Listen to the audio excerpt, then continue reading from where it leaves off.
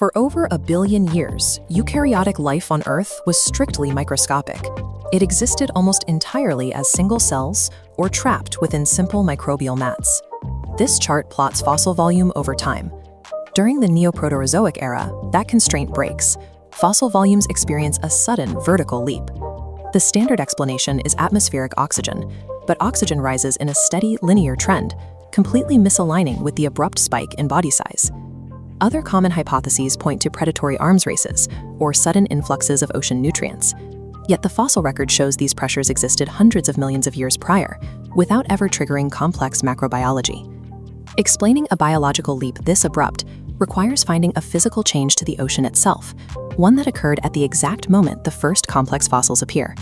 The timeline of biological evolution cannot be solved through biology alone. The catalyst for complex life requires an extreme external shift in the physical environment. The Cryogenian period brought a massive glaciation event known as Snowball Earth. Ice sheets advanced from the poles, covering even the open tropical oceans. Shallow equatorial waters dropped from a peak of 30 degrees Celsius down to near zero. This deep freeze persisted for roughly 70 million years. The extreme drop in temperature physically altered the structural consistency of the ocean itself. The water became highly viscous. This shift in water consistency created a new set of physical constraints for every living cell, turning the ocean into a literal trap. This graph plots the dynamic viscosity of seawater against temperature. As seawater approaches 0 degrees, its viscosity roughly doubles compared to warm pre-glacial conditions. For microorganisms, survival is dictated by the Peclet number. This equation balances how much an organism relies on passive diffusion versus self-generated fluid flow to capture nutrients. Bacteria operate with a Peclet number below 1. They thrive on passive diffusion. Flagellated eukaryotes operate above 1. They absolutely require self-generated flow to pull food toward them. When the ocean's viscosity doubles, the mechanical resistance against microscopic flagella and cilia surges, severely suppressing their operational frequency. Because the cell can no longer swim effectively, it cannot cycle fresh water over its surface. Its volumetric nutrient encounter rate plummets. The cold water physically paralyzed eukaryotic cells.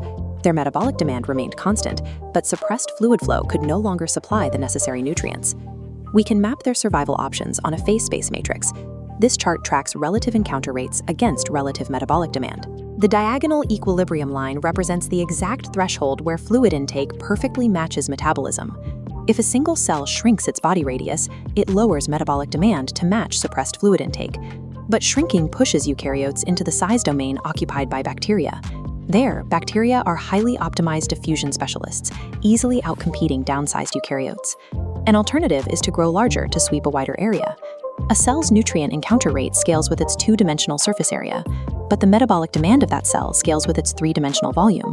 The cell starves faster than it can sweep for food. Single-celled adaptation in viscous water is a mathematical dead end. Unicellular eukaryotes are trapped between competitive exclusion by bacteria and starvation by volume. Complex multicellularity bypasses this surface area to volume trap by altering the underlying scaling variables. By clustering into a single group, swimming speed no longer relies on the mechanical force of a single flagellum. The propulsion potential scales to the radius of the entire colony. Due to Kleiber's law, the collective metabolic scaling of the cluster shifts downward. It drops from a strict 1-to-1 ratio to a highly efficient 3/4 power scaling. Plotting these new variables on the matrix yields a distinct result.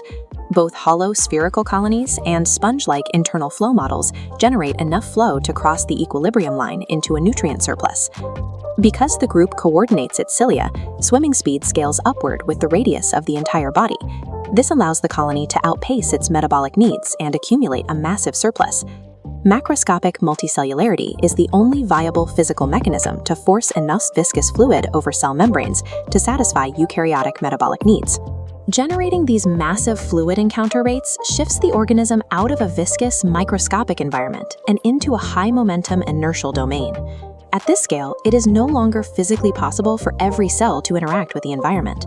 Internal cells are cut off from the flow, freeing them from the mechanics of swimming and forcing them to specialize in other tasks.